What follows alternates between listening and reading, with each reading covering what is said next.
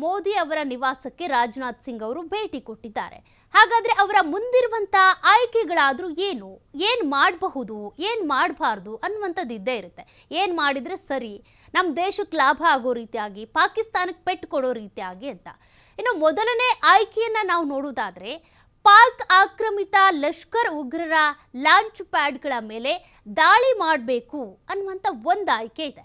ಆ ಆಯ್ಕೆಯನ್ನ ಯಾವ ರೀತಿಯಾಗಿ ತೆಗೆದುಕೊಳ್ತಾರೆ, ಸ್ವೀಕಾರ ಮಾಡ್ತಾರಾ, ತಿರಸ್ಕಾರ ಮಾಡ್ತಾರಾ ಅಂತ. ಆ ಸಂಘಟನೆಗಳಿಂದಾಗಿನೇ ಈ ರೀತಿಯಾಗಿ ಉಗ್ರರು ಬೆಳ್ಕೊಳ್ತಾ ಇರೋದು. ಹಾಗಾಗಿ ಇನ್ನು ಎರಡನೇ ಆಯ್ಕೆ, ಪಾಕಿಸ್ತಾನದ ಸೇನಾ ಪೋಸ್ಟ್ಗಳ ಮೇಲೆ ದಾಳಿ ಮಾಡಬೇಕು ಅಂತ.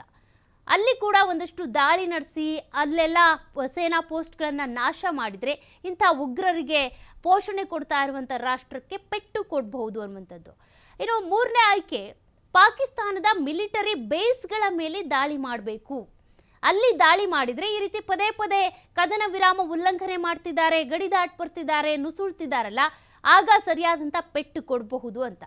ಇನ್ನು ಬೇಹುಗಾರಿಕಾ ಮಾಹಿತಿಯನ್ನು ಆಧರಿಸಿ ಪಾಕ್ ನೆಲದಲ್ಲಿ ರಹಸ್ಯ ಕಾರ್ಯಾಚರಣೆ ನಡೆಸಬೇಕು. ಈ ಒಂದು ಆಯ್ಕೆ ಕೂಡ ಇದೆ. ಬಟ್ ಈ ಆಯ್ಕೆಯನ್ನ ಫೈನಲ್ ಆಗಿ ತೆಗೆದುಕೊಳ್ತಾರಾ, ಇದೇ ಆಯ್ಕೆಯನ್ನು ಚೂಸ್ ಮಾಡ್ಕೊಳ್ತಾರಾ, ಅದನ್ನು ನೋಡಬೇಕಾಗತ್ತೆ. ಇದೆಲ್ಲವೂ ಕೂಡ ಆಪ್ಷನ್ಸ್ ಇರೋದು.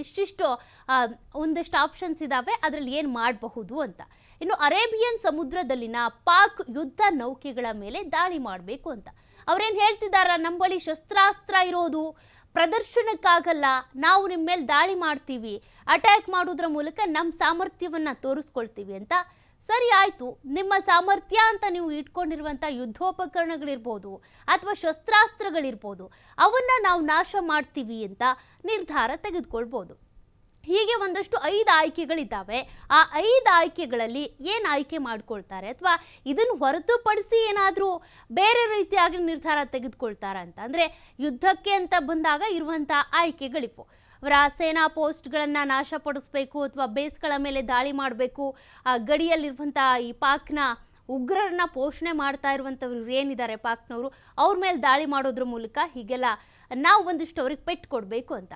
ಬಟ್ ಇದನ್ನೇ ಆಯ್ಕೆ ಮಾಡಿಕೊಂಡ್ರೆ ಇದು ಯುದ್ಧದ ಒಂದು ಪರಿಕಲ್ಪನೆ ಅಥವಾ ಯುದ್ಧದ ಸ್ವರೂಪವನ್ನು ಪಡ್ಕೊಳ್ಳುತ್ತೆ. ಹಾಗೇನೇ ಮಾಡ್ತಾರಾ, ಇಲ್ಲಿವರೆಗೂ ರಾಜತಾಂತ್ರಿಕ ನಿರ್ಧಾರ ಏನು ತೆಗೆದುಕೊಂಡ್ರಲ್ಲ ಅದನ್ನೇ ಮಾಡ್ತಾರಾ ಅಂತ. ಯಾಕೆಂದರೆ ಸೇನಾ ಒಂದಷ್ಟು ಫೋರ್ಸನ್ನು ನೋಡೋದಾದರೆ ಅವ್ರು ನಾವು ಯುದ್ಧಕ್ಕೆ ಸಿದ್ಧರಾಗಿದ್ದೀವಿ ಅಂತ ಟ್ರೇಲರ್ ರಿಲೀಸ್ ಮಾಡಿದ್ದಾರೆ ಭಾರತೀಯ ಸೇನೆಯಿಂದ. ಯಾವ ಕ್ಷಣದಲ್ಲಿ ನೀವು ಯುದ್ಧವನ್ನು ಘೋಷಣೆ ಮಾಡಿದರೂ ಕೂಡ ನಾವು ರೆಡಿ ಅಂತ. ಬಟ್ ಇನ್ನೂ ಸೇನೆಯ ಸಾಮರ್ಥ್ಯವನ್ನ, ಸೇನೆಯಲ್ಲಿ ಬೇಕಾಗಿರುವಂಥ ಶಸ್ತ್ರಾಸ್ತ್ರಗಳಿರ್ಬೋದು, ಅದಕ್ಕೆ ಸಂಬಂಧಪಟ್ಟಂತೆ ಈಗಾಗಲೇ ಮಾಹಿತಿ ಕಲೆ ಹಾಕ್ತಾ ಇದ್ದಾರೆ ಪ್ರಧಾನಿ ಮೋದಿ ಅವರು ರಾಜನಾಥ್ ಸಿಂಗ್ ಅವರ ಕಡೆಯಿಂದ. ಹಾಗಾಗಿ ಅವ್ರು ಏನೇನು ಹೇಳ್ತಾರೆ ಅನ್ನೋದನ್ನ ನೋಡಬೇಕಿದೆ.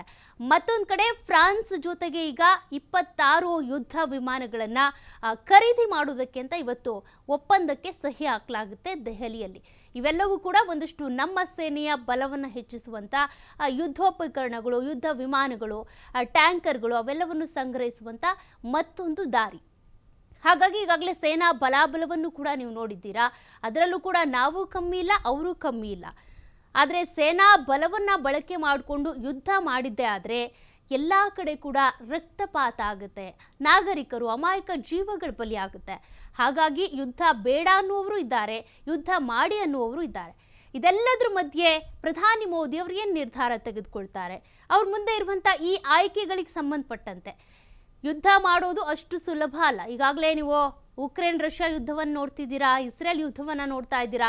ಎಷ್ಟು ವರ್ಷಗಳಿಂದ ಯುದ್ಧ ಮಾಡ್ತಾ ಇದ್ದಾರೆ, ಮಡಿತಾ ಇದ್ದಾರೆ ಬಿಟ್ಟರೆ ಯಾರಿಗೆ ಗೆಲುವು ಯಾರಿಗೆ ಸೋಲು ಅನ್ನೋದು ಇನ್ನು ರಿಸಲ್ಟ್ ಸಿಗ್ತಾ ಇಲ್ಲ. ಹೀಗಾಗ್ತಾ ಹೋದರೆ ದೇಶದ ಅಭಿವೃದ್ಧಿನೂ ಆಗಲ್ಲ, ಮತ್ತೊಂದು ಕಡೆ ಜನರೂ ಬದುಕೋದಿಲ್ಲ.